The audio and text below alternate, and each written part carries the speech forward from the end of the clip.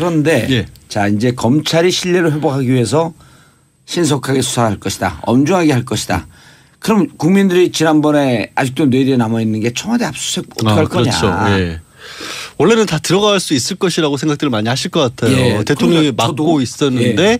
이제 대통령도 떠났고 그 보안기도 내렸지 않습니까? 예. 집 주인이 없다. 그러니까 어차피 뭐 주인도 빠졌는데 보안기 내려졌어요? 네, 보안기 내려졌습니다. 오늘 안에 대통령이 있냐 없느냐에 따라서 올라가는 게 태극기 옆에 보안기를 올리게 돼 있는데 그거는 탄핵이 결정되는 날 이미 내렸습니다. 예. 문제는 이게 법적으로는 상황이 바뀐 게 없어요.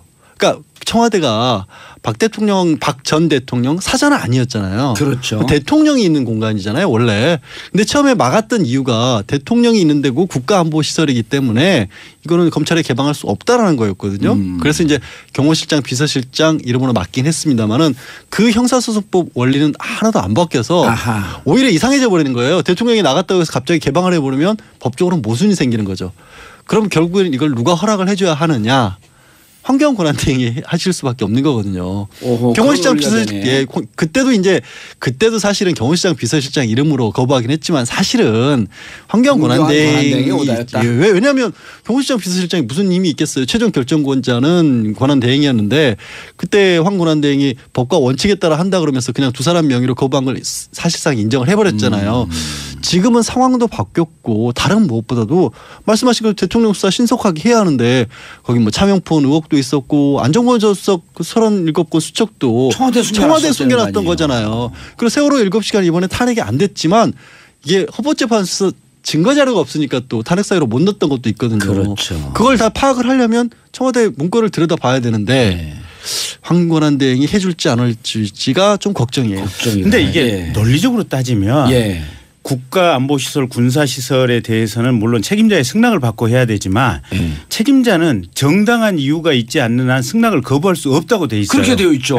같은 조항에. 그러면 이게 사실은 거기에 이제 검찰이 수사 범위 내에서 필요한 자료를 압수수색하는 것은 당연히 이게 압수수색을 할 수 있어야 되고 근데 수사하고 상관이 없는 말 그대로 군사 보안이라든지 남북 외교관계 같은 보안 자료라든지 이런 부분들이 있을 거 아니에요. 이런 부분은 사실은 검찰이 들여다보면 안 되는 거거든요. 그렇죠. 그래서 정확하게 엄밀하게 법을 해석을 하면 압수수색을 할 때 옆에서 상당히 높은 사람이 같이 임석을 해가지고 보면서 국가시설이냐 안보시설이냐 국가 내용이나 이걸 일일이 하나씩 같이 봐야 돼요. 근데 이제 문제는 하드디스크라든지 이런 내용을 가령 뜯어서 분석할 때는 거의 한 달이고 두 달이고 옆에 같이 동시에 있어야 되고 또 한 가지는 실제 보다 보면 이게 분석하는 사람이 그냥 우발적으로 보는 상황이 생길 수가 있어요. 그래서 제목이라든지 위에 앞부분 하나 정도만 봐서 이게 국가안보실 가능성이 높다라고 하면 요건 배제합시다. 아니라 싶으면 요건 압수수색합시다. 이렇게 개별적으로 가야 하는 수밖에 없는 것 같아요. 그러니까 아주 현실적인 말씀이시네. 네. 근데 지난번에 황교안 총리 대행이 이런 점까지도 거기도 그 법률가 아닙니까? 변호사도 잠깐 했었고.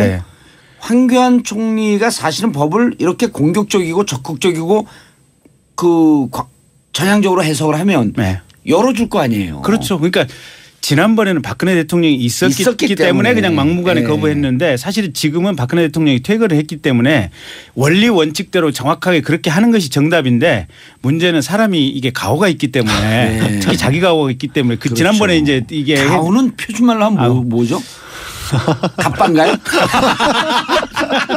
그러니까 자기가 했던 큰 소리 쳤던 바가 있기 때문에 이번에 어쨌든 대통령이 탄핵으로 이게 쫓겨났다고 하더라도 자기 입장을 바꾸기가 좀 부끄러운 거예요 보면. 그래서 우기려고 할 가능성이 있어요. 근데 어쨌든 여론의 힘으로. 문제는 지금 말씀하신 여론의 힘 얘기하지 말고 국민들 힘들어 죽겠어요. 또 촛불 들라고. 근데 필요해요. 제가 왜냐하면 이게 지금 말씀하신 것만 해도 하나의 방패인데 방패가 또 하나 있어요. 지금 황교안 권한대행이. 무슨 방패요? 뭐냐면 지금 이 압수수색 전 단계로 대통령 기록물 있지 않습니까? 대통령 기록물로 지정을 해버리면 또 아예 못 봐요. 그러네. 30년이나 그 정도. 30년 동안 고등법원장 영장을 내주거나 국회 제적 3분의 2가 아니면 못 보는데 대통령 기록물 지정 권한을 지금으로서는 현실적으로 황교안 권한대행이 할 수밖에 없거든요. 지금 박근혜 전 대통령이 이미 나가버렸는데 어떻게 하겠습니까? 부적절하기도 하고. 지금 중요한 게 말씀하신 것처럼 청와대 서버가 왜 중요하냐면 원래 대통령은 모든 결제를 전자문서로 하는 게 지금 원칙이거든요. 받고 나서.